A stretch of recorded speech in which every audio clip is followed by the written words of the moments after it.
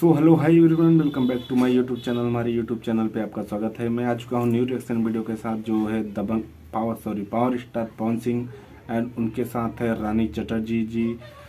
जो सॉन्ग अभी अभी आया, कल आया है, तो बहुत बढ़िया सॉन्ग है। तो मैं उस पर रिएक्शन देने वाला हूँ। जो गाने का टाइटल है सेम टू सेम, यही सॉन्ग है। बहुत ही ज़बरदस्त होने वाला है आज का वीडियो। तो चलिए, अगर हम वीडियो को स्टार्ट करते हैं। अगर ये हमारा वीडियो पसंद आएगा तो हमारे चैनल को प्लीज़ सब्सक्राइब कीजिए और वीडियो को लाइक कीजिए। कमेंट में ज़रूर बताना कि हमारा वीडियो को ऐसा लगा। चलिए हम वीडियो को स्टार्ट करते हैं। Let's go.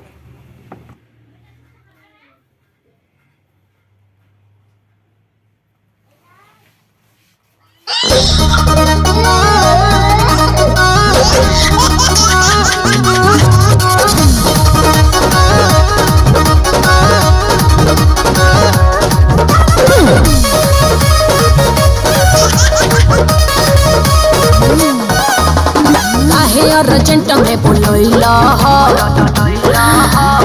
नवा पर कुछ ना बतैला काहे अर्जेंट में बोलैला हो नवा पर कुछ ना बतैला खाली पक्का जवन मनवा में धइल बा सपना देखनी लइका तहरा भइल बा सेम टू सेम हमारे मोबाइल बा हे रानी सेम टू सेम हमारे मोबाइल बा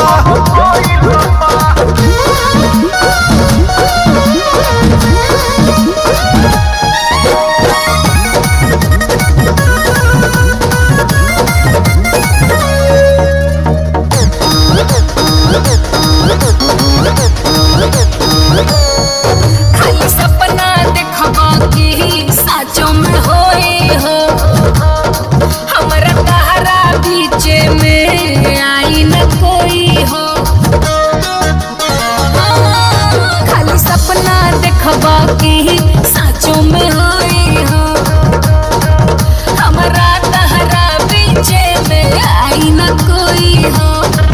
ए धानी तो ही पहिला प्यार हो सादा बहार हो कहबो तो फेरू से हमार हो बड़ी मंदार हो। जनतानी तोहरा मन में न मोइल बा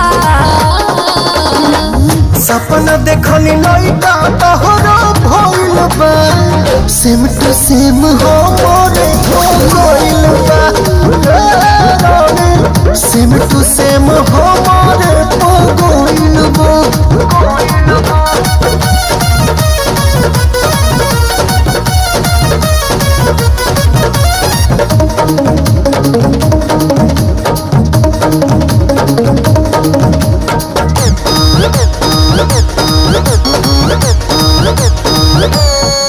जब भइल एक मिलन तो कैसे होइल ना तोहके कितना बार बोलैनी मिले न आइला सजन। जब भइल एक मिलन तो कैसे होइल ना तोहके कितना बार बोलैनी मिले न आइला सजन। ओह बेरा बुद्धि हमर फेल रहे बड़ी झमेल रहे लड़की सन के ढेर ठेलम ठेल रहे अलगे न खेल रहे बेरा तुम्हार गेट फाइल बा सपना देखनी लइका तहरा भइल बा सेम टू सेम हमारे मोबाइल बा हे रानी सेम टू सेम हमारे मोबाइल बा सेम टू सेम हमारे बा। काहे रे अच्छा एने